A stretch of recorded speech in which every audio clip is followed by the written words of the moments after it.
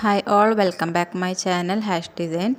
ഇന്നത്തെ വീഡിയോയിൽ കാണിക്കുന്നത് പഴയ കുട്ടികളുടെ ഫ്രോക്ക് എങ്ങനെ റീയൂസ് ചെയ്യാമെന്നാണ്. ഞാനിവിടെ ട്വിൻസ് കുട്ടികളുടെ 2 ഫ്രോക്കാണ് എടുത്തിട്ടുള്ളത്. 2 ഫ്രോക്കിൽ നിന്നും സെയിം ആയിട്ടുള്ള ഫാബ്രിക് കിട്ടുന്നത് കൊണ്ട് രണ്ടും കൂടുമ്പോൾ കുറച്ചധികം ഫാബ്രിക് കിട്ടും.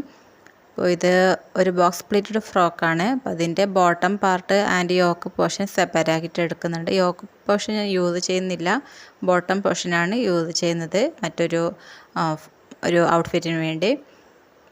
ഇതുപോലെ രണ്ടിൻ്റെയും ചെയ്തെടുത്തിട്ടുണ്ട്. മൊത്തത്തിൽ കുറച്ചധികം ഫാബ്രിക് കിട്ടിയിട്ടുണ്ട്. ഈ ഒരു ഫാബ്രിക്കിൻ്റെ ഔട്ട് സൈഡ് ആൻഡ് ഇൻസൈഡ് ഒരുപോലെ യൂസ് ചെയ്യാൻ പറ്റും. ഗോൾഡൻ ആൻഡ് ബ്രൗൺ കളറിലാണ് വരുന്നത്. ഇൻസൈഡ് വരുന്നത് ബ്രൗൺ കളറിലാണ്. ഇത് ഓൾറെഡി ഗോൾഡൻ കളറിലുള്ള ഔട്ട്ഫിറ്റ് ആയിരുന്നത് കൊണ്ട് നെക്സ്റ്റ് ബ്രൗൺ കളർ വെച്ചാണ് ചെയ്യാൻ ഉദ്ദേശിക്കുന്നത്. അപ്പോൾ ഔട്ട്ഫിറ്റ് എന്താണെന്ന് നെക്സ്റ്റ് വീഡിയോയിൽ കാണാം.